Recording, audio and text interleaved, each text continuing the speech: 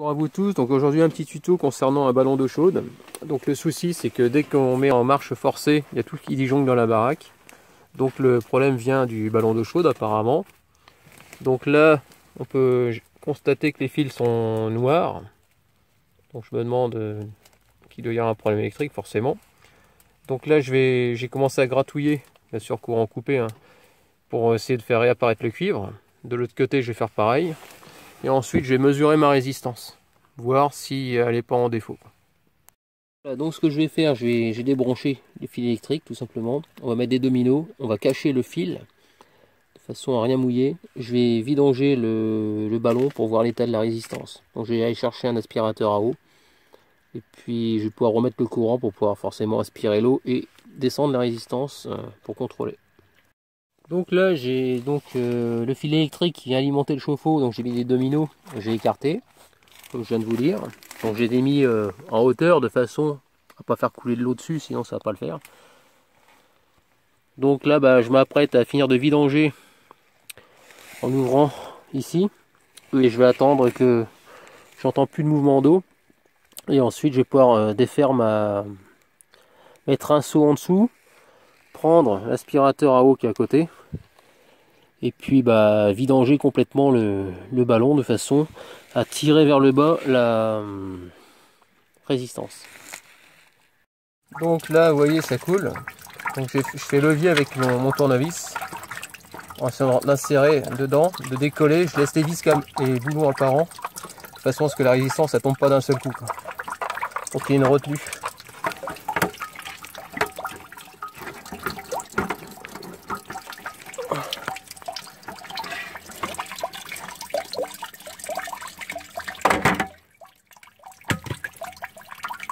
On arrive à la fin de la vidange.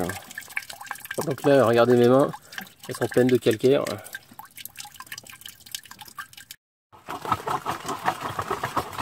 Voilà, j'arrive pas à retirer la résistance, tellement il y a du calcaire.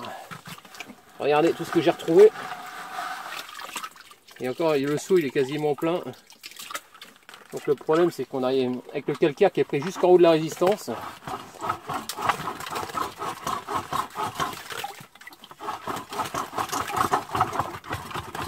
Donc, je suis en train de jouer avec.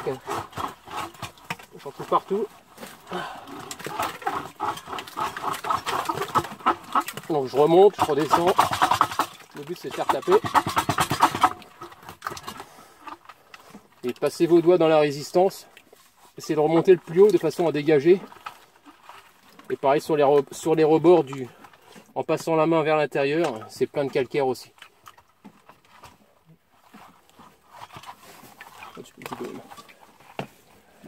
Appuie sur le bouton du milieu. Voilà tout le calcaire que j'ai retiré du ballon d'eau chaude. C'est infernal. Donc la résistance, j'ai réussi à l'avoir. Je me suis battu avec pendant 25 minutes facile pour arriver à la sortir, tellement il y avait du calcaire. Donc là on va aller chercher une autre résistance. Après j'ai passé ma main dans le trou du ballon et j'ai fait tomber tout le calcaire qu'il y avait dedans. Donc attention de ne pas rester les mains coincées. Donc voilà la résistance, donc je suis en train de la gratter. Donc on a essayé d'en trouver une neuve, on n'a pas trouvé. Donc je vais la tester, la nettoyer avec du vinaigre. Et si ça va pas, en attendant on va devoir la remonter. Donc ici il y a du zinc, c'est sûrement pour la corrosion je suppose. Et donc vous voyez il est complètement bouffé. Et donc on va essayer de nettoyer au mieux. Un petit coup de nettoyage au vinaigre. Là pareil, cette partie là c'est le thermostat. Donc ça va rentrer par en dessous. Donc on le met comme ça.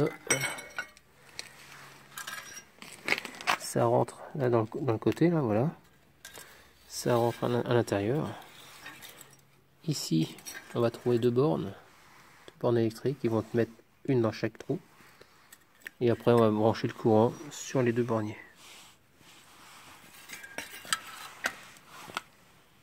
Je voulais dire, donc je voulais contrôler aussi qu'il n'y ait pas un trou dans la résistance. Parce que s'il y a un trou dans la résistance, forcément ça risque de faire un court-jus. Apparemment à l'œil nu, j'ai rien vu. Donc là, ça y est, mon collègue a tout nettoyé. Donc il a retiré encore un seau de calcaire. Donc là, on va remettre la résistance à poste. Moi, je vais je vais la tester d'abord avant, plutôt, et après on va la remettre à poste. En train de tester la résistance, donc voilà, je me branche au niveau du bornier. Moi j'essaye. Donc là, on peut constater qu'il y a une valeur. Si la résistance était morte, du moins j'aurais une valeur de 1, j'aurais l'infini. Donc apparemment elle est bonne. Alors après je suis en train de me demander s'il n'y a pas une histoire de sécurité, le fait qu'il y a eu du calcaire de partout, je ne sais pas, que ça déclenche. Donc là on va réessayer. Je vais essayer de remettre le jus avec le courant dessus. Et puis on va voir si ça fait sauter sans que ça touche l'eau, tout simplement. Donc voilà, c'est branché. Donc il n'y a plus qu'à remettre le courant. Et puis on va voir ce que ça donne.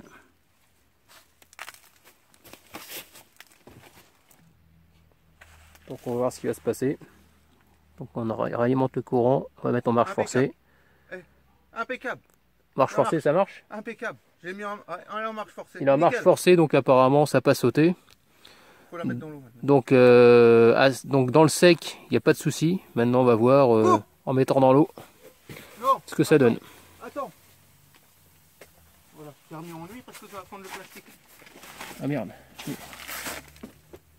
Elle chauffe? Ouais, elle chauffe. Ah bah ouais, hein. Nickel, putain. On s'est fait chier pour rien aller là-bas. Bon, je ramène de l'eau peut-être pour essayer. Ce qu'on a fait, c'est j'ai mis, donc c'est branché sur le courant, j'ai mis la résistance à tremper dans un seau. J'ai arrosé légèrement, sans arroser bien sûr le bornier, je fais gaffe, hein, juste à l'intérieur. Arrosé au niveau de la résistance, voir s'il n'y avait pas de court-circuit. Et finalement, ça n'a pas disjoncté. Donc on a de la chance de ce côté-là. On va remonter la résistance dans le... Moi j'ai coupé d'abord, je vais enlever les fils du courant. Les fils du bornier, pardon, je vais remettre la résistance à poste. Ensuite, on a tout nettoyé en dessous, hein. Tout est propre, joint contre joint. Et puis bah voilà, on va tout remonter après, remettre en eau, et logiquement, ça ne devrait pas disjoncter.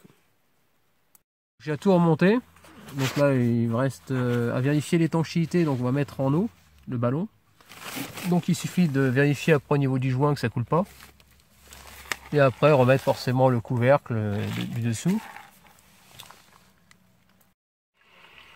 Donc là, j'entends l'eau arriver. Donc je suis en train de mettre mes mains au niveau... Là.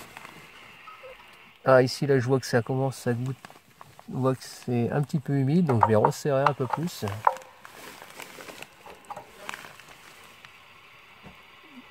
Donc faut que je fasse gaffe. Hein? L'eau arrive? Ouais, ça arrive. Donc, en machin ou quoi? Alors je fais attention que ça coule pas. Alors ça a l'air de ne pas couler, donc ça a l'air d'être bien. Donc on va faire un essai de la résistance avec de l'eau, parce que c'est pas bon de la faire tourner sans eau. Vas-y, alimente.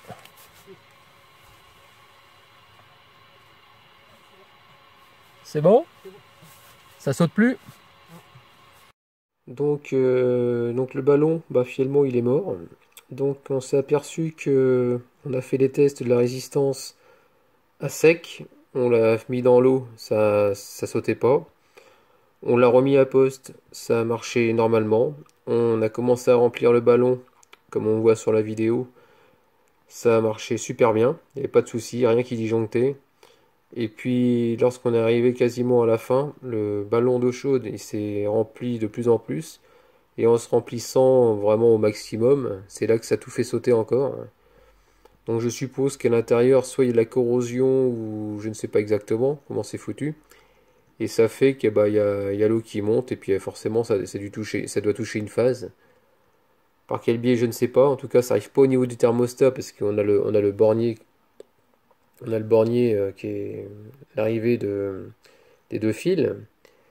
Et donc s'il y avait eu une fuite à travers de l'eau qui viendrait toucher le bornier, le problème c'est qu'on n'a pas d'eau qui arrive dessus, donc c'est ça qui est bizarre, quoi.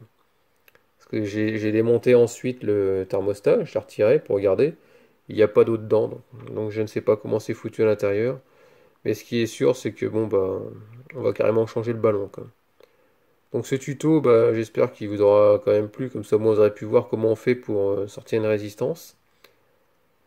Et puis donc bah n'hésitez pas à me laisser des commentaires avec des j'aime ou j'aime pas, et puis je vous dis à très bientôt. Pensez aussi à vous abonner. Ciao!